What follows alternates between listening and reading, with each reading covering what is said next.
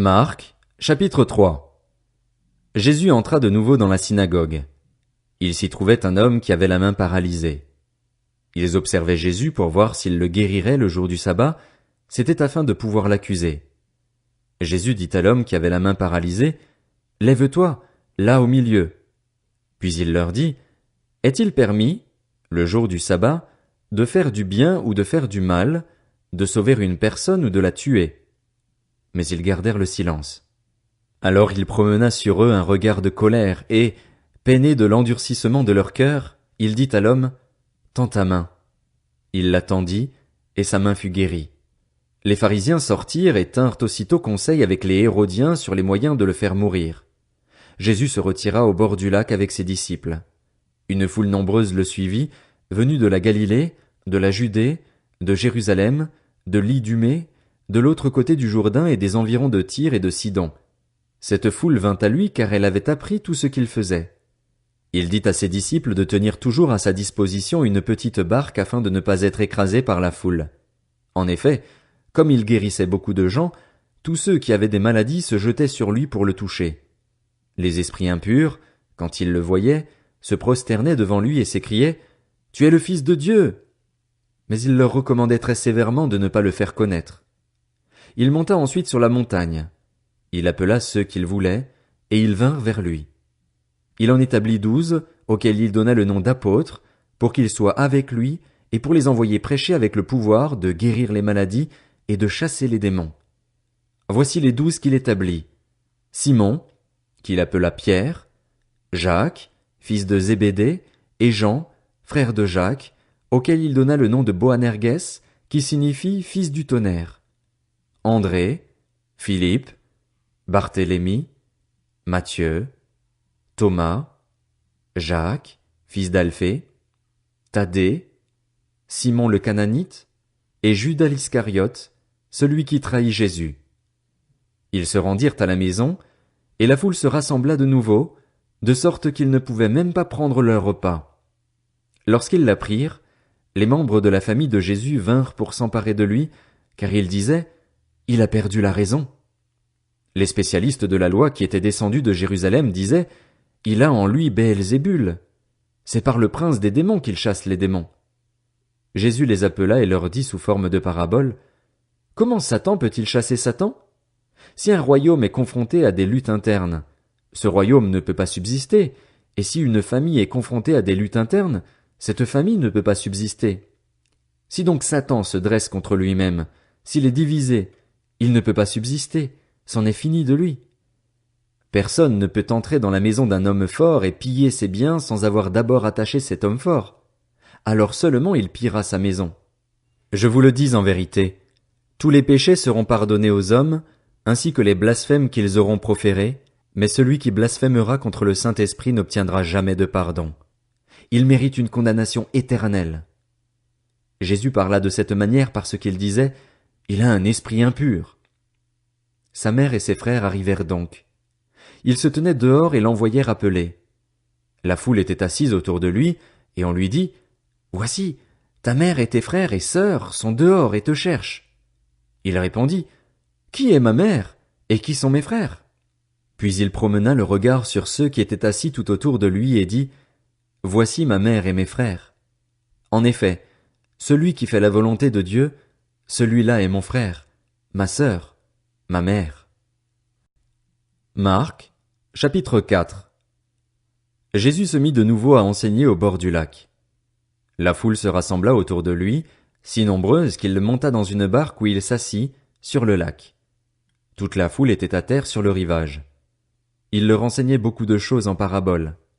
Il leur disait dans son enseignement, « Écoutez, un semeur sortit pour semer. Comme il semait, une partie de la semence tomba le long du chemin. Les oiseaux vinrent et la mangèrent. Une autre partie tomba dans un sol pierreux, où elle n'avait pas beaucoup de terre. Elle leva aussitôt, parce qu'elle ne trouva pas un terrain profond, mais quand le soleil parut, elle fut brûlée et sécha, faute de racines. Une autre partie tomba parmi les ronces. Les ronces poussèrent et l'étouffèrent, et elle ne donna pas de fruit.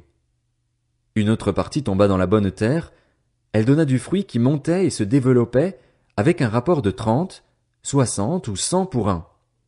Puis il dit, que celui qui a des oreilles pour entendre, entende. Lorsqu'il fut seul avec eux, ceux qui l'entouraient avec les 12 l'interrogèrent sur cette parabole.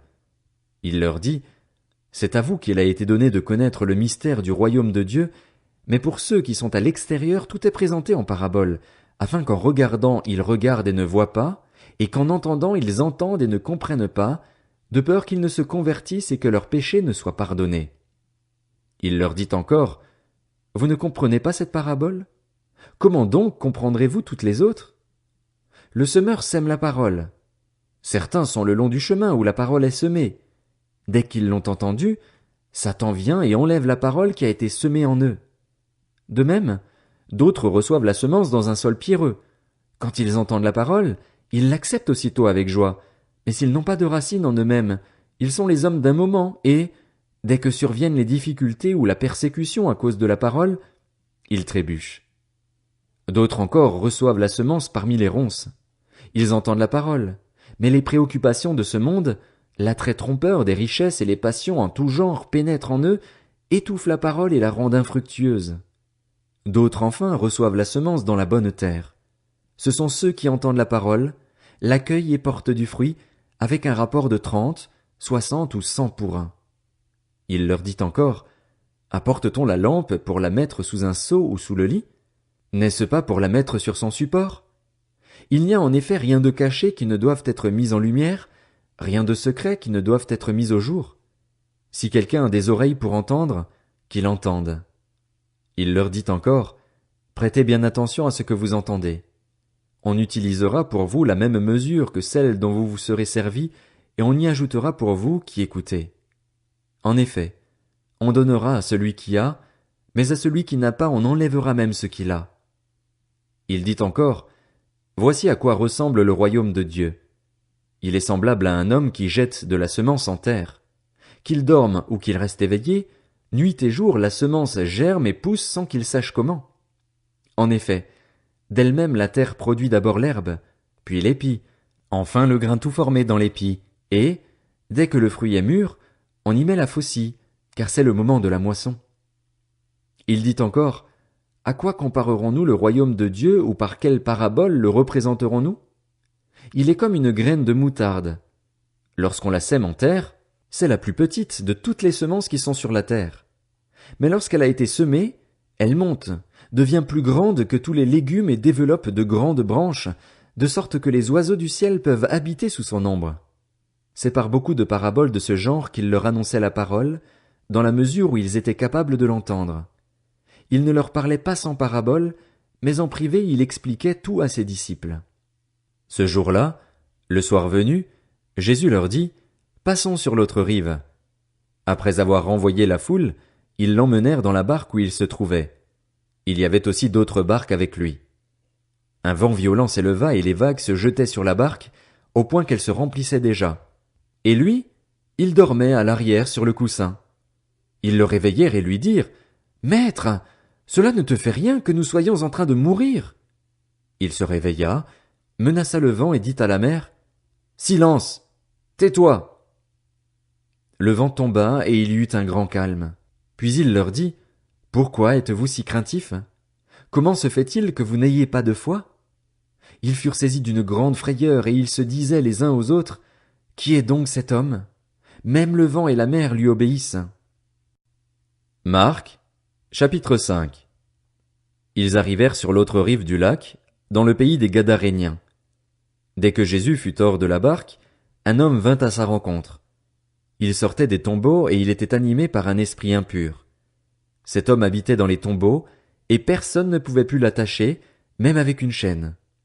En effet, souvent on l'avait attaché avec des fers aux pieds et des chaînes, mais il avait cassé les chaînes et brisé les fers, et personne n'avait la force de le maîtriser. Il était sans cesse, nuit et jour, dans les tombeaux et sur les montagnes.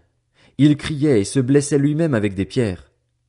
Il vit Jésus de loin, accourut, se prosterna devant lui et s'écria d'une voix forte, « Que me veux-tu, Jésus, fils du Dieu très haut? Je t'en supplie au nom de Dieu, ne me tourmente pas. » En effet, Jésus lui disait, « Sors de cet homme, esprit impur. » Il lui demanda, « Quel est ton nom ?» « Mon nom est Légion, car nous sommes nombreux, » répondit-il. Et il le suppliait avec insistance de ne pas les envoyer hors du pays. Il y avait là, vers la montagne, un grand troupeau de porcs en train de chercher à manger. Tous les démons le supplièrent. « Envoie-nous dans ces porcs afin que nous entrions en eux. » Il le leur permit aussitôt. Les esprits impurs sortirent de l'homme, entrèrent dans les porcs, et le troupeau se précipita du haut de la falaise dans le lac. Il y avait environ 2000 porcs, et ils se noyèrent dans le lac. Les gardiens du troupeau s'enfuirent et allèrent le raconter dans la ville et dans les campagnes. Les gens allèrent voir ce qui était arrivé. Ils vinrent vers Jésus et virent le démoniaque, celui qui avait eu la légion de démons, assis, habillé et dans son bon sens. Et ils furent saisis de frayeur. Ceux qui avaient été témoins de la scène leur racontèrent ce qui était arrivé au démoniaque et aux porcs. Alors ils se mirent à supplier Jésus de quitter leur territoire. Comme il montait dans la barque, celui qui avait été démoniaque le suppliait, demandant à l'accompagner. Jésus ne le lui permit pas, mais lui dit, « Va dans ta maison, vers les tiens, et raconte-leur tout ce que le Seigneur a fait pour toi, comment il a eu pitié de toi. » Il s'en alla et se mit à proclamer dans la Décapole tout ce que Jésus avait fait pour lui, et tous étaient dans l'étonnement. Jésus regagna en barque l'autre rive, où une grande foule se rassembla autour de lui. Il était au bord du lac. Alors vint un des chefs de la synagogue, du nom de Jaïrus. Lorsqu'il aperçut Jésus, il se jeta à ses pieds et le supplia avec insistance. « Ma petite fille est sur le point de mourir.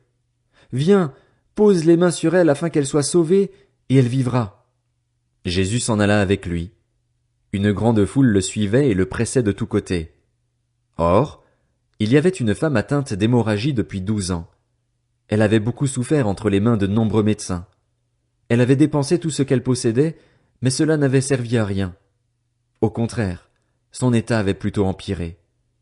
Elle entendit parler de Jésus, vint dans la foule par derrière et toucha son vêtement, car elle se disait, « Même si je ne touche que ses vêtements, je serai guérie. » À l'instant même, son hémorragie s'arrêta, et elle sentit dans son corps qu'elle était guérie de son mal. Jésus se rendit aussitôt compte qu'une force était sortie de lui. Il se retourna au milieu de la foule et dit, « Qui a touché mes vêtements ?» Ses disciples lui dirent, « Tu vois la foule qui te presse et tu dis, « Qui m'a touché ?» Jésus regardait autour de lui pour voir celle qui avait fait cela. La femme, effrayée et tremblante, sachant ce qui lui était arrivé, vint se jeter à ses pieds et lui dit toute la vérité. Alors il lui dit, « Ma fille, ta foi t'a sauvée. Pars dans la paix et sois guérie de ton mal. » Il parlait encore quand des gens arrivèrent de chez le chef de la synagogue et lui dirent, « Ta fille est morte. Pourquoi déranger encore le maître ?» Dès qu'il entendit cette parole, Jésus dit au chef de la synagogue, « N'aie pas peur, crois seulement. » Et il ne laissa personne l'accompagner, sauf Pierre, Jacques et Jean, le frère de Jacques. Ils arrivèrent à la maison du chef de la synagogue où Jésus vit du tumulte, des gens qui pleuraient et poussaient de grands cris. Il entra et leur dit, « Pourquoi faites-vous ce tumulte et pourquoi pleurez-vous? L'enfant n'est pas morte, mais elle dort. » Ils se moquaient de lui. Alors il les fit tous sortir, prit avec lui le père et la mère de l'enfant et ceux qui l'avaient accompagné, et il entra là où l'enfant était couché. Il la prit par la main et lui dit, « Talitha koumi » ce qui signifie, « Jeune fille, lève-toi, je te le dis. » Aussitôt la jeune fille se leva et se mit à marcher, car elle avait 12 ans. Ils furent aussitôt remplis d'un grand étonnement. Jésus leur adressa de fortes recommandations pour que personne ne le sache et demanda qu'on donne à manger à la jeune fille.